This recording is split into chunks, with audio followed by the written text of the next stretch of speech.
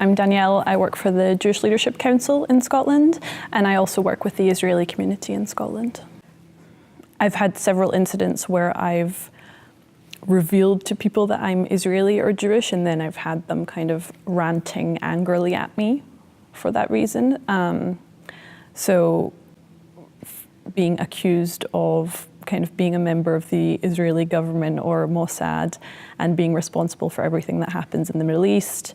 I've had it often enough in the past year where I've had people again ranting at me without me expressing any political opinion or anything like that.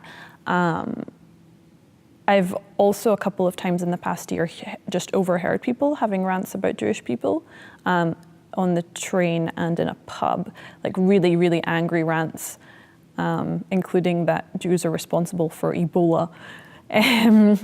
So things like that. So, and that's been in fairly recently in the past year or so. So genuinely not that often, but more than a few times a year.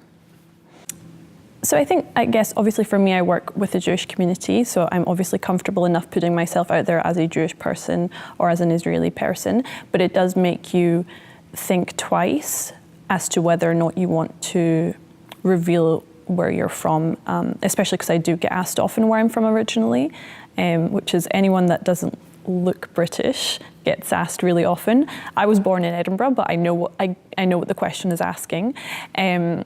So I often don't really want to tell people because you don't always want to take on the debate that's going to come your way. I've seen there being bystanders. Obviously, this all depends on what you class as a hate incident. Sometimes people will say something. More often than not, they won't. Usually it depends how small scale it is. If it's just someone having a rant about Jewish people or Israeli people, unless one of my friends is there, then no. People tend to not say anything. When it comes to the more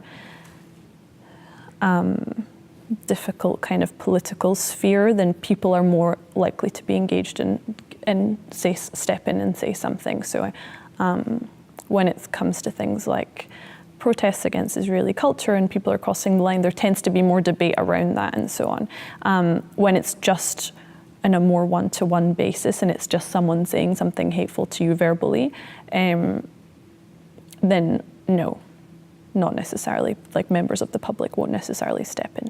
I think it depends how controlled the situation is. If it's just a debate that's getting a little loud and whatever else, then that's one thing.